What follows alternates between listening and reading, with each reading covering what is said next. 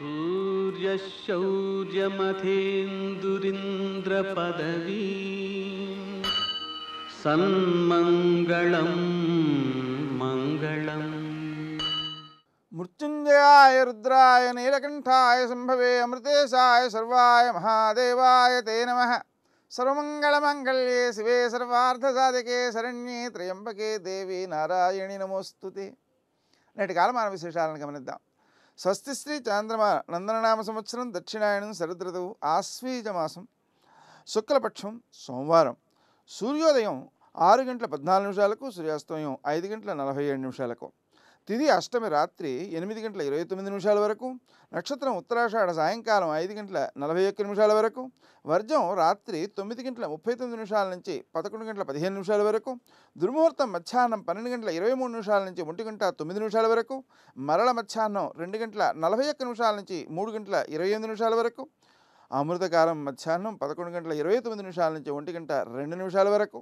రాహుకాలం సోమవారం కాబట్టి ఉదయం 7:30 నుంచి 9 గంటల వరకు.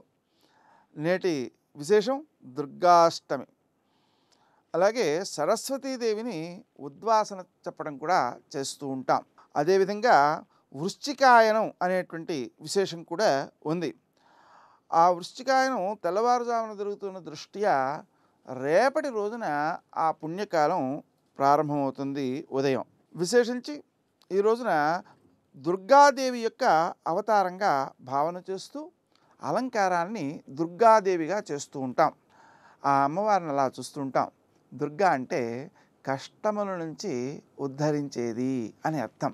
దుర్గా దుర్గార్తిశమని దుర్గాపతు వినివారిణి అంటే చాలా కఠినమైనటువంటి కష్టప్రదమైనటువంటి ఆపదలను నివారించే శక్తి దుర్గా. కాబట్టి దుర్గా దుర్గార్తిశమని దుర్గాపద్వినివారిణి అలా ఆమె నామాల్ని రోజంతా చేసుకుంటే చాలా మంచిది. నేటి ఆణిముత్యాలు.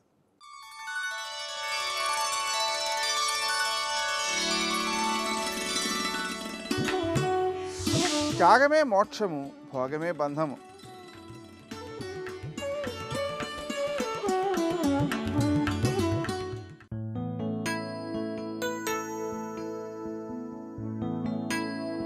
మనిషిగా జన్మించడం ఓ అద్భుతం. ఆ జన్మని మానవత్వంతో నింపుకొని ఆధ్యాత్మికంగా మలసుకోగలిగితే అది మహాద్భుతం.